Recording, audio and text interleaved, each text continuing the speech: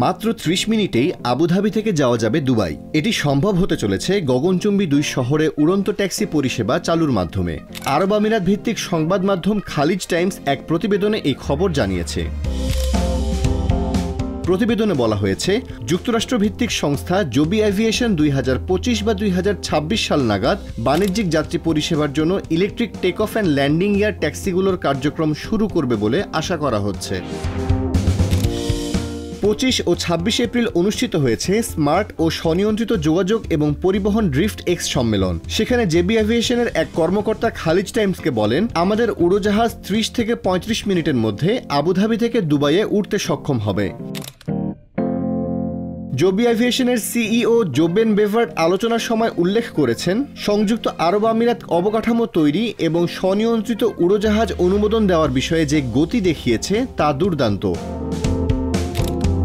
নিরাপত্তা এবং শব্দ নিয়ন্ত্রণ জবি এভিয়েশনের প্রধান গুরুত্বের বিষয় জানিয়ে বেভার্ট বলেন, আরব আমিরাত সর্বাধুনিক অবকাঠামো নির্মাণের পদক্ষেপকে ত্বরান্বিত করতে সক্ষম হয়েছে।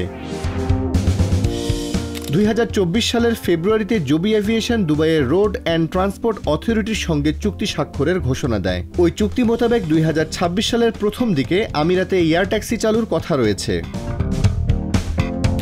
ড্রিফটেক্স সম্মেলনে সংযুক্ত আরব আমিরাতে পরিকল্পিত বাণিজ্যিক এয়ার ট্যাক্সি কার্যক্রমকে ত্বরান্বিত করতে একটি চুক্তি স্বাক্ষরের ঘোষণা দিয়েছে আর্চার, যেটি মিডনাইট এয়ারক্রাফটের সঙ্গে আগামী বছরের মধ্যেই চালু হবে।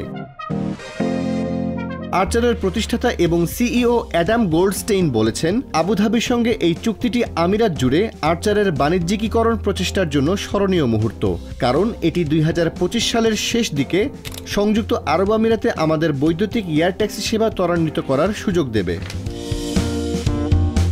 এদিকে এয়ার ট্যাক্সির ভবিষ্যৎ কেমন হবে তার নমুনা ড্রিফট এক্সে দর্শকদের প্রদর্শন করা হয়েছে। এসবের মধ্যে ছিল automated rapid transit, new লিভারি sporting স্বয়ংক্রিয় ট্যাক্সি এবং দর্শকদের এক প্রান্ত থেকে অন্য প্রান্তে পরিবহনের জন্য চালকবিহীন মিনিবাস।